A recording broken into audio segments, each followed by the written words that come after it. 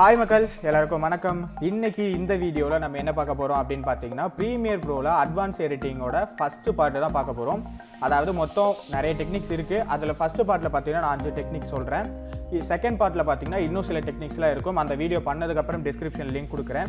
அந்த அதே மாதிரி பிரீமியர் ப்ரோவை எப்படி இன்ஸ்டால் பண்ணி எப்படி எடிட்டிங்கை ஸ்டார்ட் பண்றது, எப்படி பிரீமியர் ப்ரோவோட இன்டர்ஃபேஸ்லாம் புரிஞ்சுக்கிறது அப்படிங்கறத ஆல்ரெடி ஒரு பேசிக் டுட்டோரியல் வந்து நான் என்னோட சேனல்லே இதே பிளேலிஸ்ட்லேயே நான் போட்டிருக்கேன். டிஸ்கிரிப்ஷனில் லிங்க் இருக்குது, மறக்காமல் செக் பண்ணிக்கோங்க. அதுக்கு முன்னாடி சேனல் யாராச்சும் சப்ஸ்கிரைப் பண்ணலாம், சப்ஸ்கிரைப் பண்ணிவிட்டு வீடியோக்குள்ளே வந்துருங்க. வாங்க வீடியோக்குள்ளே போகலாம்.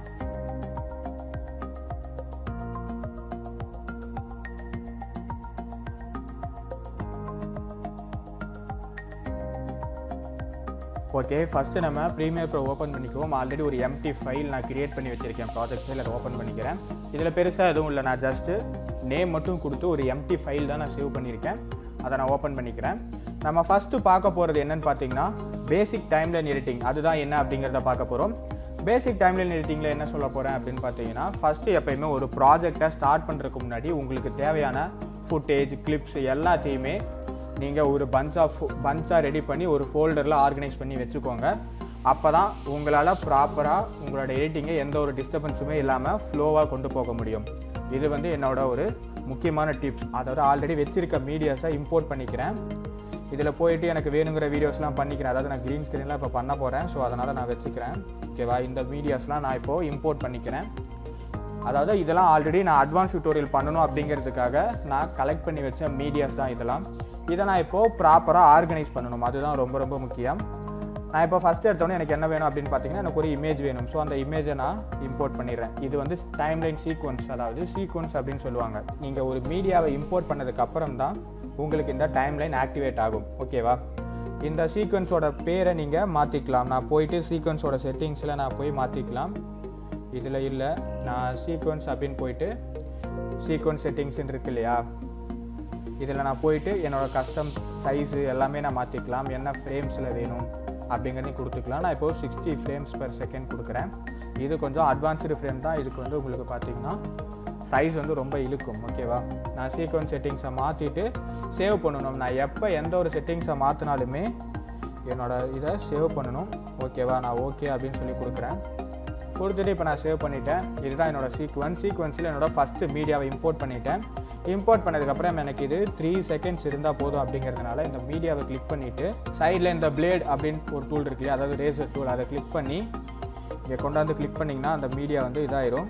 ஸோ நான் எடுத்துகிட்டு இந்த மாதிரி எனக்கு வேணுங்கிறதுலாம் நான் ப்ராப்பராக கொடுக்கணும். அதாவது இப்போ இந்த வீடியோ இருக்குது, இதை நான் கொடுத்துட்றேன். கொடுத்துட்டு எனக்கு சவுண்டு வேண்டாம் அப்படின்றப்போ ரைட் கிளிக் பண்ணி அன்லைக் அப்படின்னு கொடுத்தேன்னா என்னோடய வீடியோவும் ஆடியோவும் தனித்தனியாக பிரிஞ்சிடும். ஓகேவா, நான் அதை கிளிக் பண்ணி டெலீட் பண்ணிவிட்டு இப்போது இதில் பார்த்திங்கன்னா எனக்கு வீடியோ எனக்கு கரெக்டாக இதாகலை. நான் டபுள் கிளிக் பண்ணேன்னா எனக்கு அந்த சைடில் ட்ரான்ஸ்ஃபர்மேஷன் ஆப்ஷன்ஸ் வந்துடும். அதை நான் கிளிக் பண்ணி எப்படி பெருசு பண்ணிக்கலாம். ஓகேவா, இப்போ வந்து நான் ஒரு இமேஜும் ஒரு வீடியோவும் இம்போர்ட் பண்ணியிருக்கேன். இந்த வீடியோ அப்புறமேட்டு எடிட் பண்ணுவேன். அதாவது இது வந்து ரொம்ப பெரிய வீடியோ. ஃபஸ்ட்டு நம்ம டைம் லைனை சின்னது பண்ணிக்கலாம். ஓகேவா, இது வந்து டைம் லைனை சின்னது பண்ணியாச்சு. அண்ட் நெக்ஸ்ட்டு நான் பார்த்தீங்கன்னா ஏதாச்சும் ஒரு தேங்க்ஸ் எண்டு ஸ்க்ரீன் ஆட் பண்ணுறேன். ஓகேவா, ஆட் பண்ணிவிட்டு இதோட ஆடியோவை நான் அன்லிங்க் பண்ணிக்கிறேன். அன்லிங்க் பண்ணிவிட்டு இதை இது பண்ணிடுறேன். ஓகேவா, இதையும் கொஞ்சம் பெருசு பண்ணிக்கலாம். ஓகேவா, இதுதான் பேசிக் டைம்லைன் எடிட்டிங் அப்படின்னு சொல்லுவாங்க. அதாவது வேணுங்கிற வீடியோஸ்லாம் ஃபஸ்ட்டு ஸ்டார்டிங்லேயே நீங்கள் ப்ராப்பராக ஆர்கனைஸ் பண்ணி வைக்கிறது தான் பேசிக்காக டைம்லைனில் நீங்கள் பண்ண வேண்டிய எடிட். ஓகேவா, டைம்லைனில் பார்த்தீங்கன்னா இன்னும் செட்டிங்ஸ்லாம் கொஞ்சம் இருக்குது. அதாவது சீக்வன்ஸ் அப்படின்னு சொல்லுவாங்க, சீக்வன்ஸ் செட்டிங்ஸ். அது வந்து நான் நெக்ஸ்ட் பார்ட்டில் சொல்கிறேன். பிகாஸ் அதில் வந்து நம்ம நெக்ஸ்டட் சீக்வன்ஸ் அப்படின்னு சொல்லிட்டு நிறைய கான்செப்ட்லாம் பார்ப்போம்.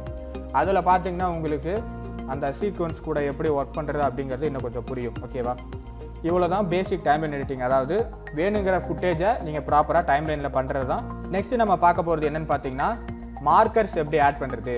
ஃபஸ்ட்டு மார்க்கர்னால் என்னென்னா, உங்களுக்கு வேணுங்கிற இடத்த மார்க் பண்ணி வச்சுக்கிறது பேர் தான் மார்க்கர். அதாவது நீங்கள் அந்த இடத்த மார்க் பண்ணிவிட்டு டிஸ்கிரிப்ஷன் ஆட் பண்ணிக்கலாம். நான் இப்போ இந்த இடத்த எனக்கு எந்த இடத்த மார்க் பண்ணணுமோ எனக்கு அந்த இடத்துல நான் என்னோடய ப்ளே ஹெட்டை வச்சுட்டு ரைட் கிளிக் பண்ணனா எனக்கு ஆட் மார்க்கர் அப்படின்னு சொல்லிட்டு ஒன்று இருக்கும். ஓகேவா, நான் அதை ஆட் மார்க்கர் அப்படின்னு சொல்லி கொடுத்தேன்னா எனக்கு இங்கே ஒரு மார்க்கர் ஆட் ஆயிரும். நான் இப்போ இதை டபுள் கிளிக் பண்ணேன்னா இதில் போயிட்டு இந்த மார்க்கருக்கு நான் நேம் கூட கொடுத்துக்கலாம். நான் இப்போது ஸ்டார்ட் பாயிண்ட் அப்படின்னு சொல்லிட்டு ஒரு நேம் கொடுக்குறேன். என்னோடய மார்க்கரோட கலர் பார்த்திங்கன்னா ஒயிட் கலர் வச்சுக்கலாம். ஓகேவா, கொடுத்துட்டு நான் ஓகே அப்படின்னு கொடுத்தேன்னா எனக்கு இந்த இடத்துல மார்க்கர் இதாயிடும். பார்த்தீங்களா, எனக்கு ஸ்டார்ட் பாயிண்ட் அப்படின்னு சொல்லிட்டு எனக்கு ஒரு ஓவர்லே ஆப்ஷன் காட்டுது. அவ்வளோதான். இப்போ நீங்கள் இந்த இடத்த நீங்கள் ஸ்டார்ட் பாயிண்ட்னு வச்சுக்கலாம். நீங்கள் எவ்வளோ சின்னது பண்ணாலும் சரி, எவ்வளோ பெருசு பண்ணாலும் சரி, அந்த பர்டிகுலர் செகண்டில் அந்த மார்க்கர் வந்து உங்களுக்கு இருக்கும். இது வந்து பார்த்திங்கன்னா உங்களுக்கு நிறைய இடத்த நீங்கள் வச்சுருக்கீங்க, பட் எது எந்த இடத்துல இருக்குது அப்படிங்கிறத தெரிஞ்சுக்கிறதுக்காக இந்த மார்க்கர் அப்படிங்கிறது உங்களுக்கு ரொம்பவே யூஸ்ஃபுல்லாக இருக்கும். வேணால் யூஸ் பண்ணி பாருங்கள். இப்போ நான் 2-3 மார்க்கர் வச்சுருக்கேன்னு வச்சுக்கோங்களேன். இந்த இடத்துல ஒரு மார்க்கர் வச்சிட்றேன். இப்போது நெக்ஸ்ட்டு இங்கே ஒரு மார்க்கர் வச்சிட்றேன்னு வச்சுக்கோங்களேன். நான் இங்கேருந்து என்னோடய ஃபஸ்ட்டு மார்க்கருக்கு போக முடியும். கோ டு ப்ரீவியஸ் மார்க்கர் அப்படின்னு சொன்னால் எனக்கு டேரெக்டாக அந்த மார்க்கருக்கு மூவ் ஆகிரும். இதுதான் அந்த மார்க்கர் கான்செப்ட். நோட் பண்ணி வச்சுக்கோங்க. நம்ம நெக்ஸ்ட்டு என்ன பார்க்க போகிறோம் அப்படின்னு பார்த்தீங்கன்னா ஆடியோ எடிட்டிங். எப்படி ஒரு நாய்ஸியான ஆடியோவை நார்மல் ஆடியோவை மாற்றுறது, இல்லை எப்படி ஒரு ஆடியோவை எடிட் பண்ணுறது அப்படிங்கிறது தான் பார்க்க போகிறோம். ஓகேவா? இப்போ அதுக்கு வந்து நான் ஒரு ஆடியோ இன்சர்ட் பண்ணணும். நான் டபுள் கிளிக் பண்ணிவிட்டு ஏதாச்சும் ஒரு வீடியோவோட ஆடியோ நான் செக் பண்ணிக்கிறேன். இல்லை எனக்கு ஆல்ரெடி இருக்க ஆடியோவே நான் இது பண்ணிக்கிறேன். சாரி, இந்த வீடியோவில் ஆடியோ இருக்குது. நான் எகைன் அதையே இம்போர்ட் பண்ணுறேன். இந்த இடத்துல இம்போர்ட் பண்ணிட்டேன்னா, இம்போர்ட் பண்ணதுக்கப்புறம் பார்த்தீங்கன்னா எனக்கு ஆடியோ இருக்குது. நான் இதான் ஃபஸ்ட்டு அன்லிங்க் பண்ணிக்கிறேன். அன்லிங்க் பண்ணணுங்கிற அவசியம் இல்லை, பட் எனக்கு இந்த ஆடியோ மட்டும் இருந்தால் போதும், வீடியோ தேவையில்லை அப்படிங்கிறதுனால நான் அதை இது பண்ணிவிட்டு பார்த்தீங்களா எனக்கு ஒரு மாதிரி இறைச்சலாக இருக்கா. இப்போ நான் அந்த ஆடியோ கிளிக் பண்ணேன்னா எனக்கு அது எஃப்எக்ஸ் கண்ட்ரோலில் ஓப்பன் ஆகிடும். நான் இப்போது இந்த எஃப்எக்ஸ் கண்ட்ரோலில் போய் பார்த்தேன்னா இந்த ஆடியோக்கான ஆப்ஷன்ஸ்லாம் இருக்கும். பார்த்தீங்களா, ஆடியோ அப்படின்னு சொல்லிட்டு அந்த ஆடியோ செலக்ட் ஆகிருக்கு. அதே மாதிரி அதோட volume options and channel volume options இருக்குது. வால்யூம் அப்படிங்கிறது ஜென்ரல் வால்யூம். சேனல் வால்யூம்ங்கிறது இந்த ரைட்டு லெஃப்ட்டு ஸ்டீரோ ஆப்ஷன்ஸ்லாம் இருக்குல்ல, ஸ்டீரோ மோனோ அந்த மாதிரி சேனல்ஸ்லாம் தான் நம்ம சொல்லுவோம். ஓகேவா? இது நீங்கள் ரைட் சைடு மட்டும் இன்க்ரீஸ் பண்ணுறதுனா இந்த 3D ஆடியோ 8D ஆடியோ அதெல்லாம் சொல்கிறாங்க இல்லையா, அது வந்து இந்த மாதிரி சேனல் ஆப்ஷன்ஸில் போயிட்டு அதுக்கப்புறம் தான் அவங்க செட்டிங்ஸ் மாற்றி தான் இது பண்ணுவாங்க. ஃபஸ்ட்டு நம்ம வால்யூமை ரெடியூஸ் பண்ணலாம். வால்யூமோட லெவல் அப்படிங்கிறது தான் அந்த இது வால்யூமோட லென்த்து, எவ்வளோ வால்யூம் இருக்குது, குறைக்கிறோமா அதிகப்படுத்துகிறோமா அப்படிங்கிறது. இதை நீங்கள் இன்க்ரீஸ் பண்ணுற மாதிரி இருந்தால் +6 வரைக்கும் நீங்கள் இன்க்ரீஸ் பண்ணிக்கலாம். அதாவது 6 டெசிபிள் வரைக்கும் நீங்கள் இன்க்ரீஸ் பண்ணிக்கலாம். மைனஸ் பண்ணுற மாதிரி இருந்தால் இன்ஃபினிட்டி தான், நீங்கள் எவ்வளோ தூரம் வேணாலும் மைனஸ் பண்ணிக்கலாம். ஓகேவா? இதில் இன்ஃபினிட்டி ஆப்ஷனும் இருக்கும். பட் இப்போது மேக்ஸிமம் பார்த்தீங்கன்னா எனக்கு 287.5 டெசிபிள் வரைக்கும் தான் உங்களால் குறைக்க முடியும். நீங்கள் -25 வச்சிங்கனாலே அது ரொம்ப ரெடியூஸ் ஆயிரும். பட் -275 வச்சிங்கன்னா ஆடியோவே கேட்காது. அந்த மாதிரி தான் இது வந்து பார்த்திங்கன்னா சேனலோட வால்யூமை இன்க்ரீஸ் பண்ணுறதுக்கு டிக்ரீஸ் பண்ணுறதுக்கு அந்த மாதிரி ஒரு ஆப்ஷன். ஓகேவா? வேண்டாம் அப்படின்னா அதை கிளிக் பண்ணி நான் டெலிட் பண்ணிடலாம். நீங்கள் இந்த ஆடியோவை நீங்கள் மாற்ற உங்களுக்கு ஒரு கீ ஃப்ரேம் ஆட் ஆகும்.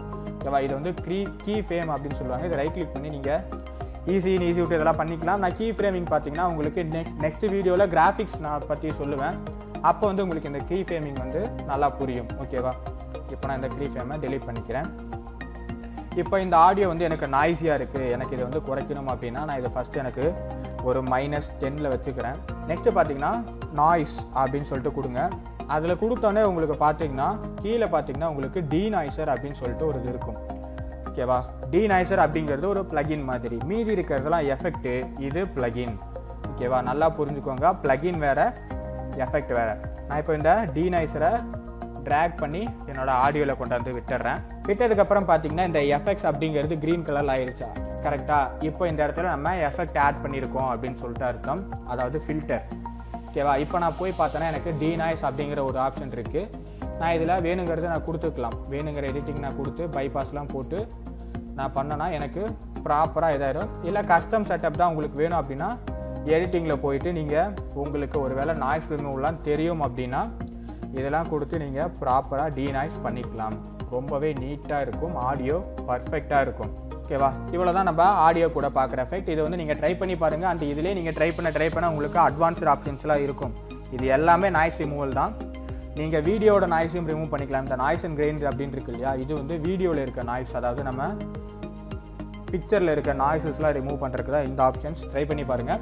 நம்ம நெக்ஸ்ட் என்ன பார்க்க போகிறோம் அப்படின்னு பார்த்தீங்கன்னா வார்ப் ஸ்டெபிலைசர். ஓகேவா? இது பேர்லேயே உங்களுக்கு புரிஞ்சிருக்குன்னு நினைக்கிறேன். ஸ்டெபிலைசர் அதாவது நம்ம மொபைலில் வீடியோ எடுத்தோம்னாலோ இல்லை கையில் வீடியோ எடுத்தோம்னாலோ நிறைய ஷேக்கியாக இருக்க சான்சஸ் நிறைய இருக்குது. அந்த மாதிரி இருக்க ஷேக்கினஸை எப்படி ரிமூவ் பண்ணுறது அப்படிங்கிறது தான் இது.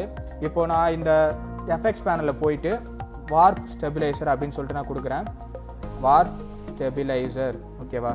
ஸ்டெபிலைசர் அப்படிங்கிறத கொடுத்துட்டு அதை கொண்டாந்து இந்த வீடியோ மேலே எந்த வீடியோ நீங்கள் ஸ்டெபிலைஸ் பண்ணணும், ஷேக்கினஸை குறைக்கணும் அப்படின்னு நினைக்கிறீங்களோ அந்த வீடியோ மேலே ட்ரா பண்ணிக்கோங்க.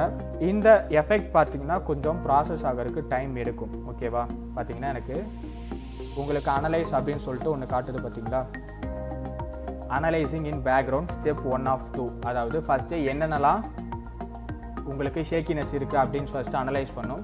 நெக்ஸ்ட்டு பார்த்தீங்கன்னா அந்த அனலைஸை ஃபிக்ஸ் பண்ணும். ஓகேவா, ஃபிக்ஸ் பண்ணதுக்கப்புறம்னா உங்களுக்கு வீடியோவில் இருக்க ஷேக்கினஸ் எல்லாமே குறைஞ்சிட்டு ஓரளவு உங்களுக்கு நல்ல ஸ்டெபிலைஸ்டான வீடியோ கிடைக்கும். அதாவது ஒரு கிம்பலில் எடுத்தால் எப்படி இருக்கும் அந்த அளவுக்கு ஓரளவு உங்களுக்கு நல்ல ஸ்டெபிலைஸான வீடியோ கிடைக்கும். ஸோ நீங்கள் கிம்பல் வச்சு தான் வீடியோ எடுக்கணும், இல்லை ப்ராப்பராக ஸ்டாண்ட் வச்சு தான் வீடியோ எடுக்கணும்னு இல்லை. நீங்கள் ஒரு வேளை எல்லாமே இல்லாத சுச்சுவேஷனில் கையிலேயே எடுத்துட்டீங்க அப்படின்னாலும் இந்த மாதிரி ப்ரோ ஃபீச்சர்ஸ் யூஸ் பண்ணி நீங்கள் ஆட்டோமேட்டிக்காக ஸ்டெபிலைஸ் பண்ணிட்டு போயிட்டே இருக்கலாம். ஜஸ்ட் இது ஒரு சின்ன டெக்னிக் தான். பட் இது ஒர்க் ஆகிறதுக்கு கொஞ்சம் லேட் ஆகும். அது depends upon your PCs performance. அது வந்து எதுவும் சொல்ல முடியாது. ஓகேவா, நம்ம ஃபைனலாக பார்க்க போகிறது என்னென்னு பார்த்தீங்கன்னா க்ரீன் ஸ்க்ரீனிங். இது வந்து ரொம்பவே முக்கியம் வீடியோ எடிட்டிங்க்கு.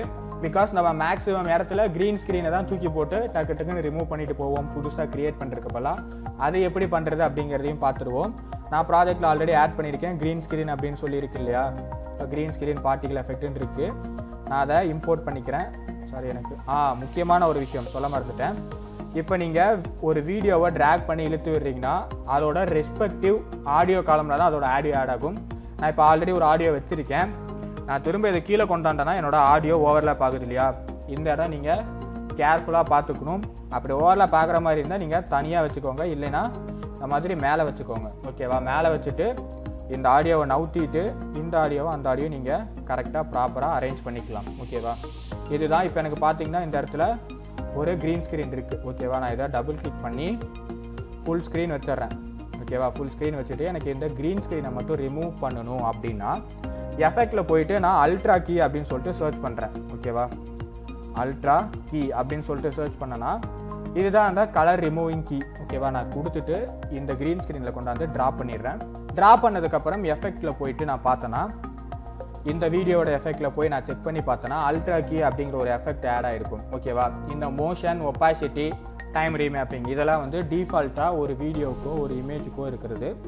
அல்ட்ரா கீ அப்படிங்கிறது நான் இப்போ ஆட் பண்ணது. இந்த இடத்துல கீ கலர் அப்படின்னு சொல்லியிருக்கீங்க, எந்த கலர் நீங்கள் மாற்றணும் அப்படின்னு அதை நான் கிளிக் பண்ணி இந்த இடத்துல எனக்கு க்ரீன் கலர் இருக்கு இல்லையா, அந்த இடத்துல நான் கொண்டாந்து கிளிக் பண்ணிடுறேன். கிளிக் பண்ணதுக்கப்புறம் பார்த்தீங்கன்னா அந்த க்ரீன் ஸ்க்ரீன் போயிடுச்சு. பட் எனக்கு அந்த பார்ட்டிகல் இருக்குது, உங்களுக்கு தெரியுதான்னு தெரில, இருங்க நான் இதை பெருசு பண்ணிவிட்டு ஜஸ்ட் உங்களுக்கு ஸ்கிப் பண்ணி பார்த்துறேன். இப்போ பார்த்தீங்களா அந்த பார்ட்டிகல் எனக்கு மூவ் ஆகுது. பார்த்தீங்களா, ஃபஸ்ட்டு எப்படி இருந்துச்சு, எனக்கு ஃபுல் க்ரீன் ஸ்க்ரீனாக இருந்துச்சு. பட் இப்போ பார்த்தீங்கன்னா எனக்கு இதாக இருக்குது. இதுதான் க்ரீன் ஸ்க்ரீனை எப்படி ரிமூவ் பண்ணுறது பார்த்தாச்சு. பட் இது உங்களுக்கு எக்ஸாக்டாக கொஞ்சம் எடிட்லாம் பண்ண வேண்டியது அப்படி இருக்குன்னா நீங்கள் இந்த ஆப்ஷன்ஸ்லாம் இருக்குது இல்லையா, இதில் போய்ட்டு நீங்கள் பண்ணிக்கலாம். அதே மாதிரி பார்த்தீங்கன்னா மேட் க்ளீனப், அதாவது உங்களுக்கு கொஞ்சம் நாய்ஸ்லாம் இருக்கும், உங்களுக்கு எவ்வளோ சாஃப்டாக இருக்கணும் அப்படிங்கிறதும் கொடுத்துக்கலாம். பார்த்தீங்கன்னா அந்த சாஃப்ட் ஆகிறது உங்களுக்கு தெரியும்னு நினைக்கிறேன். நான் இந்த சாஃப்ட்னஸை குறைச்சேன்னா அது கொஞ்சம் ஒரு மாதிரி ரஃப் ஆயிரும். ஓகேவா, இது மாதிரி கான்ட்ராஸ்ட்டை நீங்கள் இன்க்ரீஸ் பண்ணிக்கலாம், எவ்வளோ கான்ட்ராஸ்ட்டாக வேணும் அப்படிங்கிறது. எஸ் கைஸ், அவ்வளோதான். இந்த வீடியோவில் நம்ம இந்த 5 ட்ரிக்கு தான் என்ன, 5 டெக்னிக் தான் என்னென்ன அப்படிங்கிறத பார்த்துருக்கோம். நெக்ஸ்ட் வீடியோஸில் நான் மீதி டெக்னிக்ஸ் அப்டேட் பண்ணுறேன். இந்த டெக்னிக்ஸில் உங்களுக்கு ஏதாச்சும் டவுட் இருக்குது அப்படின்றப்போ அதை கமெண்ட்டில் போஸ்ட் பண்ணி விடுங்க. அதர்ஸ் உங்களுக்கு வேறு ஏதாச்சும் டெக்னிக் தெரியணும் அப்படின்னா அதை கமெண்ட்டில் போட்டு விடுங்க. மேபி நான் அட்வான்ஸ் எடிட்டிங் பண்ணுறப்போ எனக்கு அது ரொம்பவே யூஸ்ஃபுல்லாக இருக்கும். மேபி அது உங்களுக்கு கொடுக்கறதுக்கு யூஸ்ஃபுல்லாக இருக்கும். இந்த வீடியோ உங்களுக்கு பிடிச்சிருக்கும்னு நினைக்கிறேன். பிடிச்சிருந்துச்சு அப்படின்னா ஒரு லைக் பண்ணுங்கள், மற்றவங்க கிட்ட அதை ஷேர் பண்ணுங்கள்.